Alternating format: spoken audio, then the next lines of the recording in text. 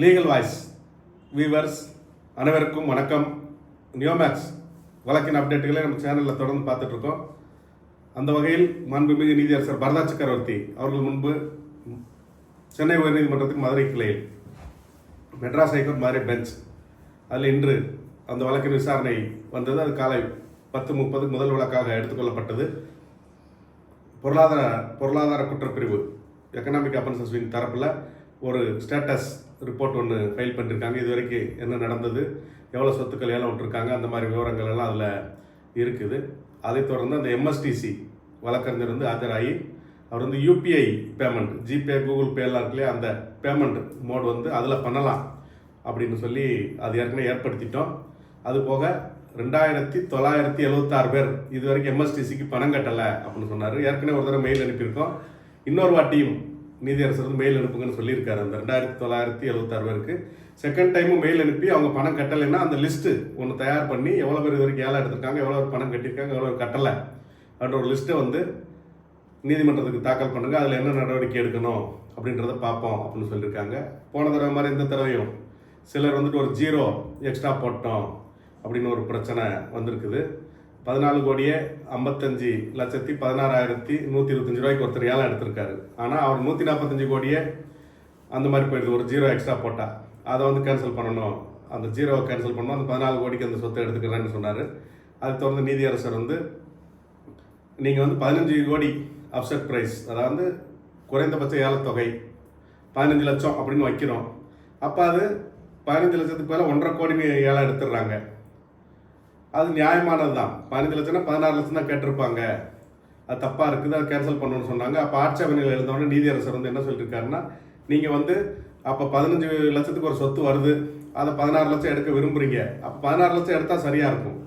ஆனால் நீங்கள் அது 1,60,00,000 போட்டுட்டு அங்கே ஏலம் எடுத்துடுறீங்க. அப்போ உங்களுக்கு அடுத்து ஒரு 16 லட்சமோ 17 லட்சமோ ஏலம் எடுக்க வர்றவன் ஏலம் எடுக்க மாட்டான். ஏன்னா 15 லட்ச ரூபா சொத்து 1,60,00,000 போயிடுச்சு, இதுக்கு மேலே நம்ம எப்படி எடுக்க முடியும், நம்ம எடுக்காமல் போயிடுவான். அதுக்கப்புறம் நீங்கள் ஒரு சைவர் கூட இருக்குன்னு சொல்லி கேன்சல் பண்ணிட்டு போயிருவீங்க. இது உள்நோக்கம் கொண்டதாக தெரியுது. அதனால் உங்களுக்கு கொடுக்க முடியாது, 0வை கேன்சல் பண்ண முடியாது. இனிமேல் இந்த மாதிரி பிரச்சனை வந்தால், ஏன்னா தொடர்ந்து பண்ணிட்டு இருக்கோம், ஒவ்வொரு வாய்தாலையும் 0 கூட போட்டேன், சைவர் அதிகமாக சேர்த்துட்டேன்னு சொல்கிறீங்க. அப்போ அந்த ஏலத்தை ரத்து செய்ய வேண்டும். அப்போ 16 லட்சத்துக்கு மேலே 16 லட்சம் 17 லட்சம்லாம் ஏலம் எடுக்க வாய்ப்பு இருக்குது. ஆனால் நீங்கள் 1,60,00,000 கேட்டிங்கன்னா யாரும் எடுக்க மாட்டாங்க, அவங்க வெளியே போயிடுவாங்க. நீங்கள் இந்த ஏலத்தை கன்ஃபார்ம் பண்ணிடுறீங்க, நீதிமன்றத்தை சைவர் தப்பா பத்துன்னு சொல்லி. அதனால் இனிமேல் அப்படி விட முடியாது. இந்த ஏலமும் ரத்து செய்யப்படுகிறது. இந்த ஏலம் புதுசாக கொண்டு வரோம் அப்படின்னு சொல்லிட்டாங்க. அது போக ஒரு 6 பேர் ஏலம் எடுத்துகிட்டு வேண்டாம், முதல்ல ஒரு 47 பேர் ஏலம் எடுத்துகிட்டு பணம் கட்ட மாட்டேன்னு சொல்லியிருக்காங்க போன வாய்தால் சொல்லும்போது. இந்த வாட்டி அதுக்கப்புறம் ஒரு 6 பேர் ஏலம் எடுத்துகிட்டு முடியாது, பணம் கட்டலன்னு சொல்லும்போது அதில் 5 பேர் அந்த குறிப்பிட்ட தேதி 2/6/2025 தான் நீதிமன்றம் உத்தரவு போட்டது, 25,000 ஃபைன் போடுறேன்னு சொல்லி. அதற்கு முன்னாடி ஏலம் எடுத்துனா அவங்களுக்கு 25,000 ஃபைன் கிடையாது. அப்போ 2/6/2025 அப்புறம் ஒரே ஒரு ஆள் மட்டும்தான் பணம் கட்டலை. அதாவது 2/6/2026 அப்புறம் எடுத்ததில் இந்த 6 பேரில் 5 பேர் அதுக்கு முன்னாடி உள்ள தேதி, ஒருத்தர் மட்டும் அதுக்கு பின்னாடி உள்ள தேதி. அப்போ அந்த ஒருத்தருக்கு மட்டும் 25,000 அபராதம் வரும், அந்த ஃபைன் கட்டணும் அப்படின்னு சொல்லி ஒரு உத்தரவு போட்டு அந்த 6 பிளாட்டை கேன்சல் பண்ணியிருக்காரு. அது மறு ஏலத்திற்கு வரும் அந்த இது. மேலும் நிறைய பேர் ஏலம் எடுத்துட்டு அதுக்கப்புறம் இடத்த போய் பார்க்குறாங்க, இடம் சரியில்லை, கல் இல்லை, இந்த மாதிரி சில பிரச்சனைகள் இடம் வேண்டாம்னு சொல்கிறாங்க. அதனால் இனிமேல் தெளிவாக தெரிஞ்சுக்கோங்க, ஏலம் எடுக்கிறதுக்கு முன்னாடி அந்த இடத்த போய் பார்த்துட்டு அந்த இடத்துக்கு சம்மந்தப்பட்ட டாக்குமெண்ட்ஸ் ஆவணங்கள் எல்லாம் சரி பார்த்துட்டு EOWL விசாரிச்சுட்டு ரெக்கார்ட்ஸ் எல்லாம் சரியாக இருக்கான்னு பார்த்துட்டு அதுக்கப்புறம் ஏலம் எடுங்க. இனிமேல் ஏலம் எடுத்துட்டு அதுக்கப்புறம் போய் இடத்த பார்த்தேன், இடம் சரியில்லை, ஆவணம் சரியில்லைன்னு சொன்னீங்கன்னா அது நீதிமன்றம் ஏற்றுக்காது அப்படின்னு ஒரு உத்தரவை பிறப்பிச்சிருக்காங்க. மேலும் இன்னொரு 4 பிளாட்டு ஏலம் விட்டுருக்காங்க. அந்த 4 பிளாட்டில் அந்த இடத்துல ஒரு பிளாட்டு ஃபுல்லாக கிணறு இருக்குது. ஆனால் 4 பிளாட்டு ஏலம் எடுத்துருக்காங்க. அப்போ அதை ரத்து பண்ணணும்னு கேட்கும்போது அந்த கிணறு இருக்கிற பிளாட்டை மட்டும் ரத்து பண்ணிடுவோம், அந்த இடத்துல பிளாட் இல்லை கிணறா இருக்குது அப்படின்றத அதை ரத்து பண்ணணும் அப்படின்னு சொல்லியிருக்காங்க. மேலும் அந்த பொருளாதார குற்றப்பிரிவு தரப்பில் DR, அதாவது டிஸ்ட்ரிக்ட் ரெஜிஸ்ட்ரார், மாவட்ட பதிவாளர் மற்றும் DRO, மாவட்ட வருவாய் அதிகாரி, இவங்கெல்லாம் ஒத்துழைப்பு தரல, கூப்பிட்டா வரமாட்டேன்றாங்க அப்படின்னு சொல்லி பொருளாதார குற்றப்பிரிவு தரப்பில் ஒரு முறையீடு வச்சாங்க. அப்போ ஏற்கனவே நம்ம கமிட்டி போட்டிருக்கோம், அந்த கமிட்டியில் DRO எல்லாமே இருக்காங்க, அவங்க ஒத்துழைப்பு கொடுக்கணும் மேலும் நிறுவன தரப்புலேருந்து ஒருத்தர் வந்து முழுசாக வரணும் அப்படின்னு சொல்லி நீதியரசர் வந்து சொல்லியிருக்காரு. மேலும் இந்த மொராய் சிட்டி அங்கே வந்து ஒரு 28 சென்ட் வந்து ஹரிஹரசுதன் அப்படின்னு ஒருத்தர் பேரில் இருக்குது. அதை ஏலத்துக்கு கொண்டு வந்து ஏலம் விட்டுட்டாங்க. அது வந்து என்னோட சொத்து, தப்பாக ஏலத்துக்கு கொண்டு வந்துட்டாங்கன்னு சொல்லி ஒரு வழக்கறிஞர் மனு தாக்கல் செஞ்சுருக்காரு.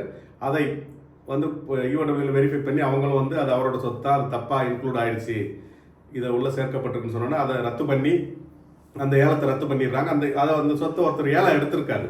அந்த சொத்தை ஏலம் எடுத்தவர் அந்த எம்எஸ்டிசி சார்ஜ் எல்லாம் கட்டியிருக்காரு. அவருக்கு அதெல்லாம் திருப்பி கொடுத்துடணும். எம்எஸ்டிசிக்கு அவர் கட்டின பணம் எல்லாத்தையும் திருப்பி கொடுத்துடணும் அப்படின்னு ஒரு உத்தரவு பிறப்பிச்சிருக்காங்க.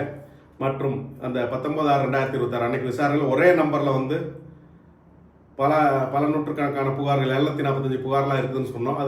அதுக்கு நிறுவன தரப்பில் எதிரி தரப்பு அக்யூஸ்ட் சைடு அவங்க என்ன சொல்லியிருக்காங்கன்னா அன்றைக்கி விளக்கம் கொடுத்துருக்காங்க. அது வந்து ஏஜென்ட்டுகள் பேரில் தான் நாங்கள் பதிவு பண்ணி வச்சுருந்தோம். அதனால் ஏஜென்ட்டோட நம்பரு, தனிப்பட்ட புகார்தாரர்கள் எண்கள் எங்கள்கிட்ட இல்லை அப்படின்னு சொல்லியிருக்காங்க. அதையும் காவல்துறையினர் யூடபிள்யூ வந்து வெரிஃபை பண்ணுங்கன்னு சொல்லி நீதியரசர் சொல்லியிருக்காரு.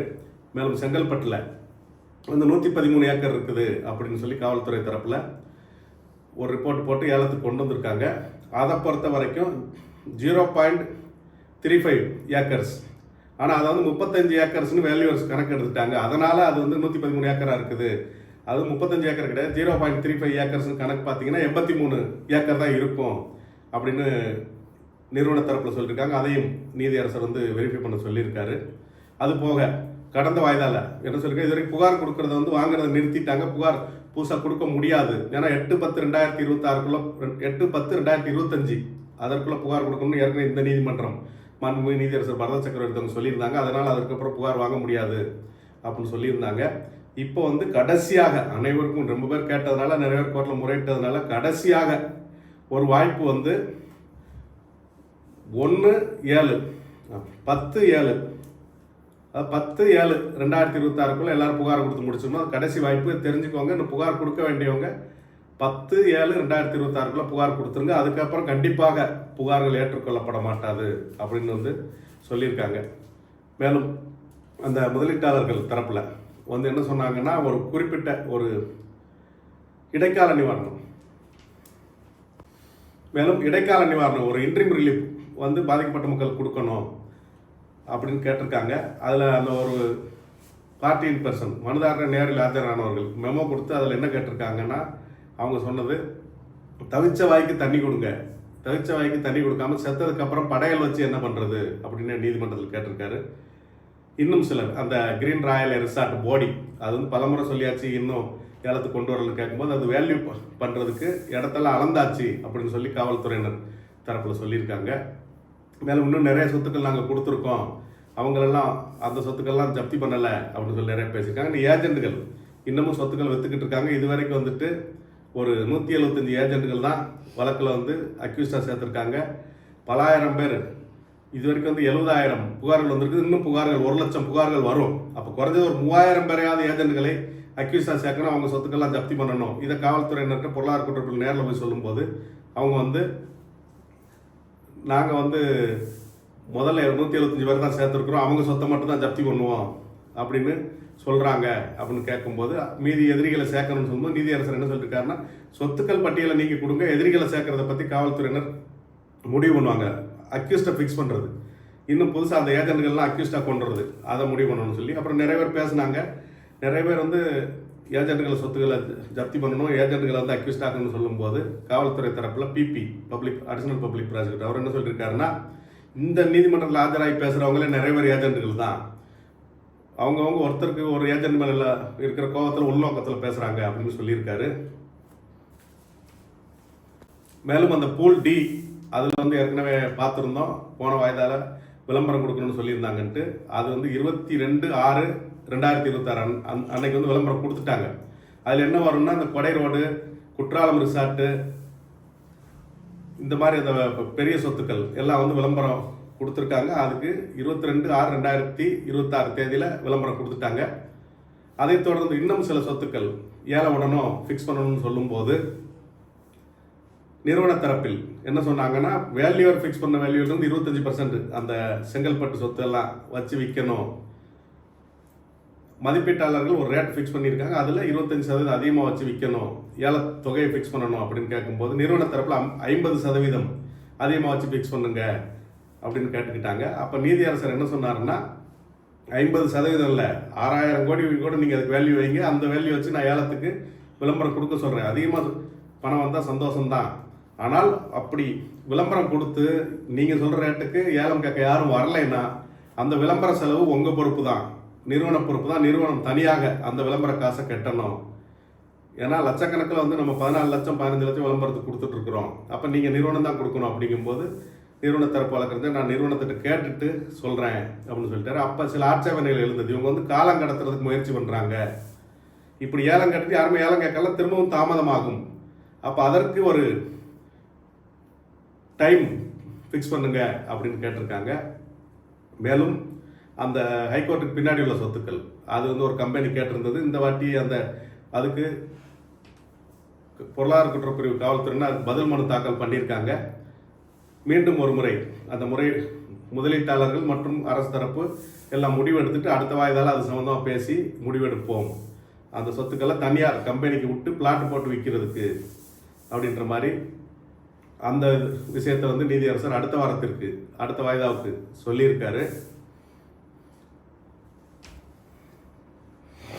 அப்போ அந்த முதலீட்டாளர்கள் தரப்பில் என்ன சொன்னாங்கன்னா, ஏற்கனவே சொத்துக்களை ஏலம் விடும்போது ஏலத்தில் எடுக்கும்போது கைட்லைன் வேல்யூக்கு நாங்கள் பணம் கட்டுறோம், கைட்லைனை மீறி அதாவது வழிகாட்டி மதிப்பிற்கு பதிவு கூலி சப்ரிஜிஸ்ட்ராருக்கு பதியும் போது அதை மட்டும் கட்டினா போதும், அதை விட அதிகமாக நீங்கள் எடுக்கும்போது அந்த பணத்திற்கு நாங்கள் வந்து ரிஜிஸ்ட்ரேஷன் சார்ஜ் கட்ட வேண்டாம்னு விலக்கு கேட்டு இதற்கு முந்தைய விசாரணைகள் கேட்கும்போது அது தவறு, அரசாங்கத்தை ஏமாத்துற மாதிரி ஆயிரும், ஏற்கனவே மோசடி செஞ்சதுனால இந்த வழக்கே வந்திருக்குது, இதில் வந்து நீங்கள் முத்திரைத்தாள் கட்டணம், முத்திரை தீர்வை அந்த வரிகள் ஏமாத்துறீங்க, அது நீதிமன்றம் அதை ஒத்துக்காதுன்னு சொன்னீங்க. இப்போ இவங்க ப்ரைவேட் சேல் தனியாக வெளியே விற்றாங்கன்னா அதில் வந்து கைட்லைன் வேல்யூக்கு தான் கட்டுவாங்க, மீதி அமௌண்ட்டு கட்ட மாட்டாங்க. அப்போ மீண்டும் ஒரு முறைகேடு வரி ஏய்ப்பு ஏற்பட வாய்ப்பு உள்ளது அப்படின்னு முதலீட்டாளர்கள் தரப்பில் பார்ட்டியின் பர்சன் பேசினாங்க. அப்போ நீதியரசர் வந்து நம்ம இன்னும் எந்த முடிவும் எடுக்கலை, அப்புறம் முடிவு எடுக்கும்போது நம்ம இதெல்லாம் யோசிப்போம் அப்படின்ற மாதிரி தெரிவிச்சிருக்காரு.